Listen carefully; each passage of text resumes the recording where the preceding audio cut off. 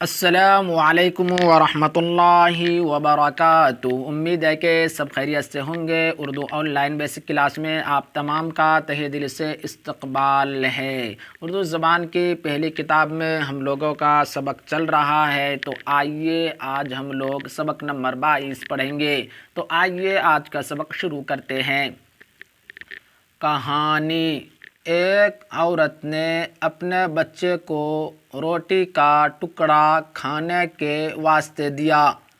کوا جو دیوار پر بیٹھا کائیں کائیں کر رہا تھا، جھپ سے اترا اور روٹی کا ٹکڑا چھین کر اڑ گیا۔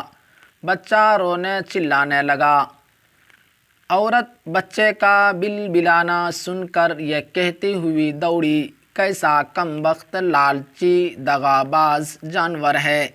کوے نے جواب دیا کہ جو آدمی اپنے بھائیوں کا مال دغا و فریب یا چوری سے کھاتے ہیں، پہلے ان کو برا کہو، وہ تو مجھ سے بھی زیادہ برے ہیں۔ اوروں کی بری بات تو بھاتی نہیں تم کو، اوروں کی بری بات تو بھاتی نہیں تم کو، پر اپنی برائی نظر آتی نہیں تم کو، پر اپنی برائی نظر آتی نہیں تم کو۔ تو آئیے سبق نمبر 23 بھی پڑھ لیتے ہیں۔ بدن کے حصے اور ان کے نام۔ خدا نے ہم کو 2 آنکھیں دی ہے جن سے چیزوں کی رنگت اور شکل نظر آتی ہے۔ خدا نے ہم کو 2 کان دیے ہیں جن سے آواز سنائی دیتی ہے۔ بادل کا گرجنا، چڑیوں کا چہچہانا، آدمیوں کا بولنا، ہاتھی کا چنگھاڑنا، گھوڑے کا ہنہنانا، توپ کا دگنا، گھنٹا کا بجنا، ریل کی سیٹی ہم اپنے کانوں سے سنتے ہیں۔ ہم ناک سے سونگھتے ہیں، سونگھنے سے خوشبو، بدبو، بساند، سڑاند معلوم ہو جاتی ہے۔ بدبو سے ہم کو نقصان پہنچتا ہے۔ خدا نے ناک اسی لیے دی ہے کہ ہم بدبو سے بچیں اور خوشبو سے فائدہ اٹھائیں۔ ہم زبان سے چکھتے ہیں، چکھنے سے چیزوں کا مزہ معلوم ہوتا ہے۔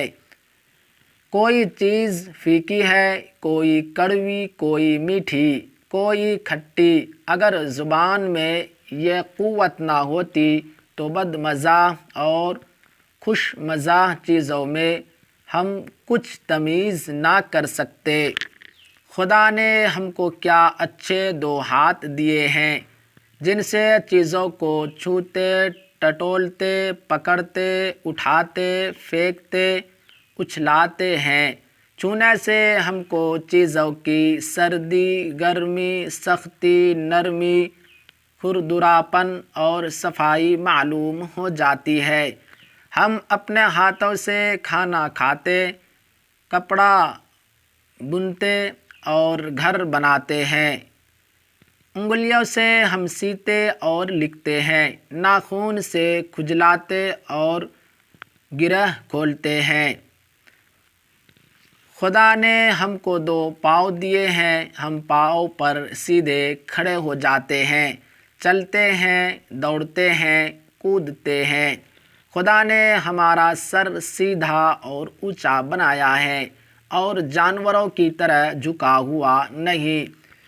تو آج کے لیے اتنا ہی کافی ہے۔ میں امید کرتا ہوں یہ سبق آپ کے سمجھ میں آ گیا ہوگا۔ آپ اس کو یاد کریں۔